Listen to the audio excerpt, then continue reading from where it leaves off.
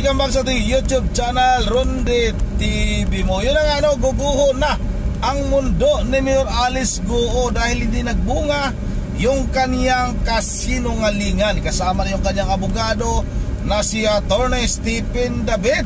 Ay talagang tinuturuan pa itong kaniyang kliyente kung paano magsinungaling. Yun ang kinumpirma na nga ng NBI na itong si Mayor Alice Go at itong si Go Waping ay iisa lang ito, mga kababayan, magkatugma yung kanilang fingerprint. Ibig sabihin talagang walang dugong Pinoy itong si Mayor Alice Go.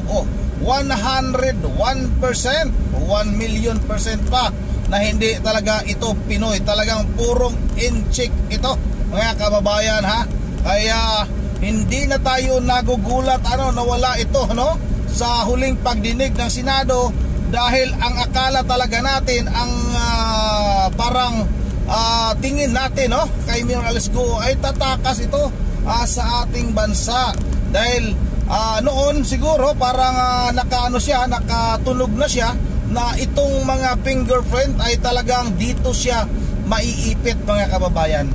Ito na talagang lumabas na ang totoong pagkatao nitong si Mayor Alice Go. Sa tingin nyo ba, sa inyong opinion, ito bang si Mayor Alice Go mananatili sa ating bansa o ito'y tuluyan ng tatakas dahil nga ayun sa pagdinig no isang araw na itong si Mayor Alice Go ay ang maaring parusa nito, makukulong ito habang buhay. Yun ang kayo na lang yung bahalang humusga. Ito na, sabay-sabay na natin itong panoorin. Parang teleserye mga revelasyon sa totoong pagkatao ni Bamban Mayor Alice Go. Iisang tao lamang daw siya at ang Chinese na si Go Waping. Dahil dyan, lumalabas na hindi pala lumaki sa farm sa Pilipinas ang alkalde gaya ng ilang beses niyang sinabi. Nasa frontline na balitang yan si Ria Fernandez. Lumaki po ako sa farm. Ako po ay isang Filipino. Kung hindi man po ako full-blooded po na 100% po na Filipino, dahil po sa tatay ko, ako po ay isang Filipino po. Lumalabas na hindi totoong lumaki sa farm sa Pilipinas si suspended Bamban Tarlac Mayor Alice Go.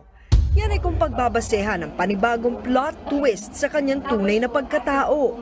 Dahil sa fingerprint matching, nakumpirma ng NBI na ang kilala nating si Mayor Go at ang nasa Chinese passport na si Go Waping ay iisa. Alam mo, ang fingerprint, no two person, even twins, have the same fingerprints. No? Conclusive yan. It is yung dactyloscopy ay infallible science of identification. Hindi nagkakamali.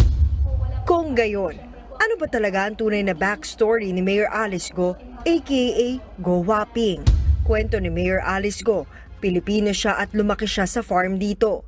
Pero sa dokumento ni Go Waping, Chinese siya mula Fujian, China.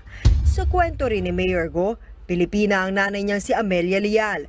Habang sa dokumento ni Go Waping, Chinese ang nanay niyang si Wen Yilin. Pero kinumpirma na ng Anti-Money Laundering Council sa pagdinig ng Senado kahapon na si Wen Yilin ang sinulat ni Mayor Go bilang kanyang nanay nang sagutan niya ang mga form para sa kanyang mga bank account. Ipapasa na raw ng NBI sa Senado ang resulta ng fingerprint matching. Ayon kay Senator Risa Ontiveros na nangunguna sa pagdinig ng Senado sa pagkatao at koneksyon ni Mayor Go sa Pogo operations, walang sikretong hindi nabubunyag. Isa siyang Chinese na nagtatago sa pagka-Pilipino para maisakatuparan ang mga krimeng ginagawa ng Pogo. Ito raw ang pinakamatibay na ebidensya para palayasin sa pwesto ang suspendidong alkalde.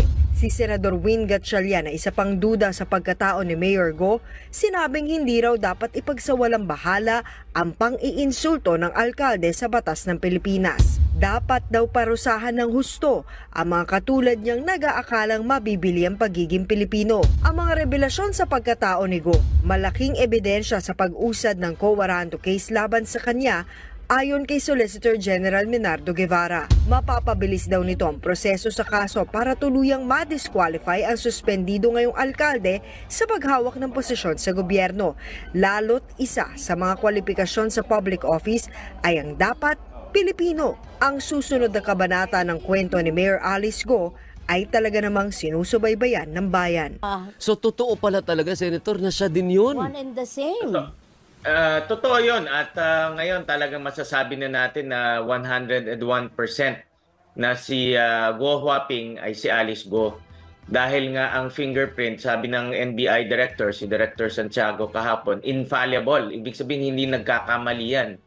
At bawat isang tao merong iisang fingerprint lang. At walang kahit raw, narinig ko yung kanyang interview, kahit kambal, hindi nagkakaparehas ang fingerprint. At nagagamit to sa korte. Alam naman natin maraming krimen ang nare-resolba dahil sa fingerprint. So yung fingerprint matching ng NBI, yan ay ebidensya at patunay na iisang tao lang si Go Huaping at si Alice Go. So anong implications sa kanya? So therefore, di ba may therefore yun? Therefore, anong conclusion? Therefore, ang PSA, at sinabi na rin naman to ng PSA sa hearing na nag-file na sila ng recommendation sa OSG para cancelahin yung kanyang birth certificate. At susunod niyan, ang OSG magfa-file naman ng co-warranto para matanggal siya bilang mayor. At yan ang pinaka-importante dahil nalusutan tayo, Alvin eh. Oo. Biro ko isang tayuhan, isang peking Pilipino, naging mayor. Kung hindi pa pumutok itong Pogo Hub, baka nagtuloy-tuloy na yan hanggang senador at iba pang pwesto.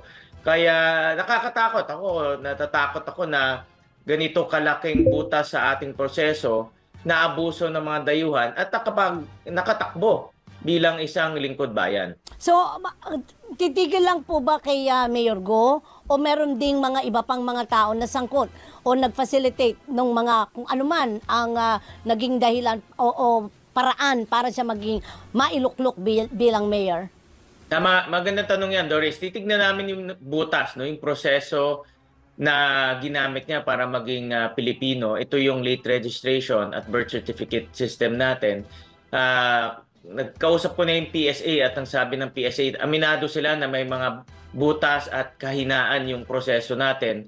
At dahil nga dito sa kahinaan, naaabuso na mga kriminal na gustong manirahan at maging permanenteng residente sa ating bansa. At dahil nga dito sa kahinaan to, nakita nila na pwede palang tumakbo bilang lingkod bayan. Kaya nag-file ako ng resolution para imbestigahan itong late registration process natin at titignan na rin natin yung ibang mga proseso tulad ng investor's visa, yung retirement visa na nagagamit rin para manirahan dito sa ating bansa. Anong basa mo, Senator? Si Mayor Go, kung totoo nga mga ito, anong basa mo is para siyang asset ng Chinese government sa sistema natin or gusto niya lang talagang umiskapo doon sa China dito na lang sa Pilipinas? Or asset ng mga sindikato. Ayun na nga, oo. Alvin, magandang tanong yan. No? Matagal ko na rin iniisip yan. Pero ini-imagine ko kasi yung buhay ni Alice Go na araw-araw ang kanyang buhay ay isang malaking kasinungalingan. Biro mo, sinasabi niya sa taong bayan, siya ay dito pinanganak, ang nanay niya ay Pilipino, dito siya lumaki, talagang nabuhay siya dito sa kasinungalingan. At yan ang ginamit niya sa kanyang kampanya. Naloko niya yung halos 60,000 na mga residente ng Bamban at ibinoto siya dahil naniniwala yung mga tao ng Bamban na siya ay isang Pilipino. Pero hindi pala. So, kung tayo nga magsinungaling isang beses, kinukonsensya na tayo. Pero kung ikaw ay mabuhay ng isang malaking kasinungalingan, talagang wala siyang konsensya. Kaya niya magsinungaling bawat oras, bawat segundo para maloko o magawa niya yung mga criminal activities niya tulad ng Pogo Hub. So with the findings, lalabas si Mayor Go ay Chinese. Chinese siya. Chinese siya, 101% Chinese siya. So, dahil si Go Huaping naman, Chinese passport at hindi naman siya nag-naturalization. Sa proseso natin, bago ka maging Pilipino, dapat dumaan ka sa naturalization process, either judicial, administrative, or legislative.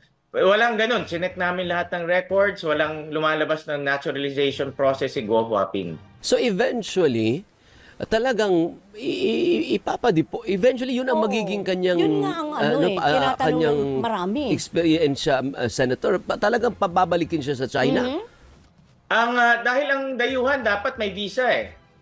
Pwede ka lang tumira dito kung meron kang visa, wala siyang visa. So ibig sabihin talagang ide-deport siya. Pero dahil nga may mga kasong na i-file laban sa kanya tulad ng human trafficking, susunod na itong co-warranto, susunod na yung money laundering at iba pa, pati BIR ay hinahabol siya dahil nga marangya yung kanyang pamumuhay, pero pag tinignan mo naman yung kanyang income declaration o yung kanyang tax declaration, walang binabayad. So itong mga kasong to, harapin niya muna ito bago siya i-deport sa... Yun ang dapat lang makulong muna ito dito sa ating bansa bago ito ipa-deport para itong mga inchik na ito matakot naman na gumawa ng mga kasalanan dito sa ating bansa. Kasi nga itong ating bansa para bang ginagawa lang ng mga inchik na ito, parang ginagawa lang nilang yung katawa-tawa. Tingnan mo yung Divisoria, tingnan mo yung Quiapo, puro inchik na yung mga ninirahan dyan. Hindi lang siguro si Mayor Alice Go ang may kaso na ganyang klase nagpapalit lang ng pangalan para itago yung totoong pagkatao. Dapat talagang mas malalim pang investigasyon at dapat lang na makulong dito sa ating bansa itong si Mayor Alice Go para nga hindi nga pamarisan ng mga katulad niyang mga sinungaling na inchik na yan. Yun na nga maganda nga at na booking na ito na nasabi na nga ng NBI na kahit na magkakambal ay hindi pwedeng magkaparehas yung fingerprint. Kaya ito na si Mayor Alice Go ay talagang ayon nga kay mamaya may ilalabas tayo na interview na naman ng abogado ni Mayor Alice Go na si Attorney Stephen David. May panayam ito kay Certain Pylon. Sabi ni Certain Pylon, lugmok na sa kumunoy itong si Mayor Alice Go. Yun ang dito lang muna, di tayo makapag-shoutout kasi nagdadrive tayo. Naghuminto lang tayo saglit. Shoutout na lang kay Ma'am Virgil Religious ng Pulilan, Bulacan. At sa lahat, shoutout sa lahat. At hanggang dito lang muna. Once again, this is Sunday TV. May kita lahat. God bless bawat isa sa amin.